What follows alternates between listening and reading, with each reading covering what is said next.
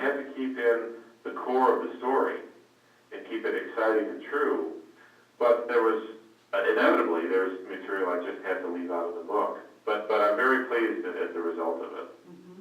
Excellent. We have many copies here, and they've been flying off the shelves, as has Manhunt. We've been really so happy with the public's response to the book and the fact that people are turning out for these book discussions. It's been wonderful. Good. You mentioned that you often listen to music of Lincoln's time. What was your reaction to Ken Burns' production of the Civil War? Oh, I enjoyed that series very much. I do think it's one of the best series that's been on PBS. I think he did just an excellent job. It certainly raised awareness of the Civil War, and I think it got people more interested in the Civil War. So I think it was very well done, and I also think it was quite helpful. Have you ever thought about writing about Mary Lincoln and the Lincolns as a family? Not really. There are a couple of reasons why. Mary Lincoln was not Eleanor Roosevelt. And by that I mean, Doris Goodwin wrote that book on Eleanor and Franklin about their partnership in the White House, her contributions to his presidency. And before Doris decided to write Team of Rivals, she was going to write an Eleanor and Franklin kind of book about the Lincolns. And then when Doris discovered the real Mary Lincoln, she was horrified and decided to abandon that book and write about Lincoln and his cabinet. And a book has come out recently on the Lincoln family by Daniel Mark Epstein.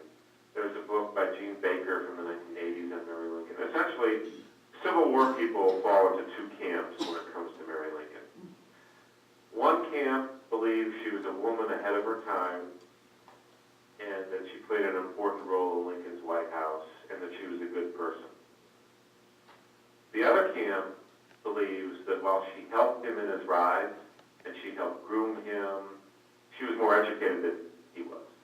She was more polished and had more social graces than he did. And I certainly agree he couldn't have become who he became without her. Other people look to the dark side of Mary Lincoln. And if you read all of her letters, including those to her eldest son, Robert, you certainly would have to conclude she was a tragic and I think disturbed or mentally ill figure. The horrific, monstrous letters that she wrote to her son are devastating. And so there isn't enough material on Mary Lincoln to write a new book about her, I think. Someone tried to do that a year ago, and it was somewhat worshipful of Mary Lincoln. It's a dark story, it's a sad story, and it ends in tragedy. And I don't think there's anything I can add to that story, given the number of books about Mary Lincoln. There's also a great, gigantic new book on Abraham Lincoln by Michael Burlingame, which I identified as the best of the 80 books that came out for the bicentennial. Unfortunately, it's an 1,800-page book, but it's based on a lifetime of research. Burlingame has edited over 10 books on the Lincoln sources, and if anyone is interested in reading a fresh take on Mary Lincoln, I would suggest looking in Burlingame's book for his sections on Mary Lincoln. He takes more of a negative view towards Mary than others, but he's also, more than anyone else alive, Burlingame knows more about Abraham Lincoln and his life. All right, well, I'll have to see if we have that. I don't know. Thanks for the tip. And the retail price is somewhat high. It's $125 because it's a 2-volume box set. Okay. But I've seen it, for your library budget. I've seen it for as little as $75 new on Amazon. And it's certainly worth that. I mean, it's just a wonderful set of books, and it's getting rave reviews not from just me, but everyone. And it's really the new Carl Sandburg in terms of its completeness and its necessity for having great Lincoln sources. So instead of doing anything on Mary Lincoln, I've really decided to write for my next book, what I really call the sequel to Manhunt. What is that? And when will we be able to see that?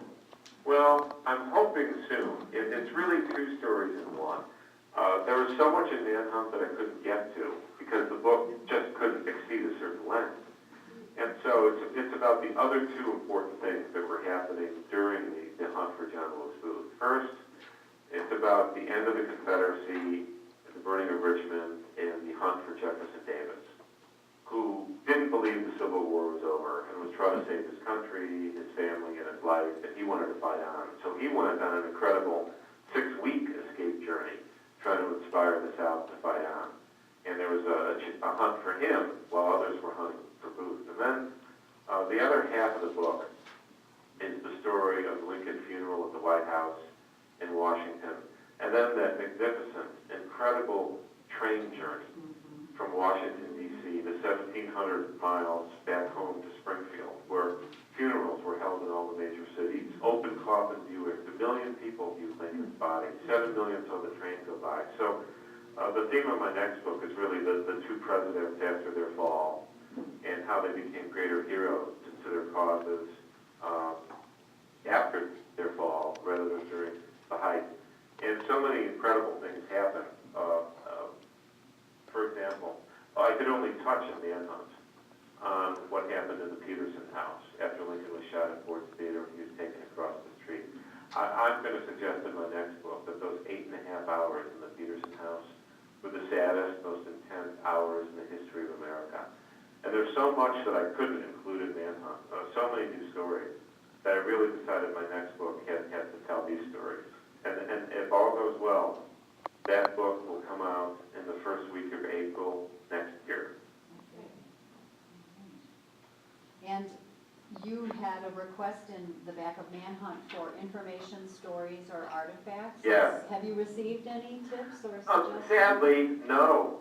I thought I would make one great discovery, an unknown letter or artifact, but I haven't discovered anything yet, but I haven't given up. Okay. Well, I think the key word is not yet, because a woman in our book group came to us today and just found out a year ago that her daughter-in-law is a direct descendant of Mary Surratt. Oh, that's And fascinating. she brought the family history with her today, so who knows? That's true. There's still great things out there. There's always something remaining to be discovered. I'm convinced of that. Yes. Well, thank you so much. Oh, it's my pleasure. This was so much fun. I really feel excited to have you here with us. Well, if you'd like, give me a call for the next book. We will do that. All right. All right, thanks very much.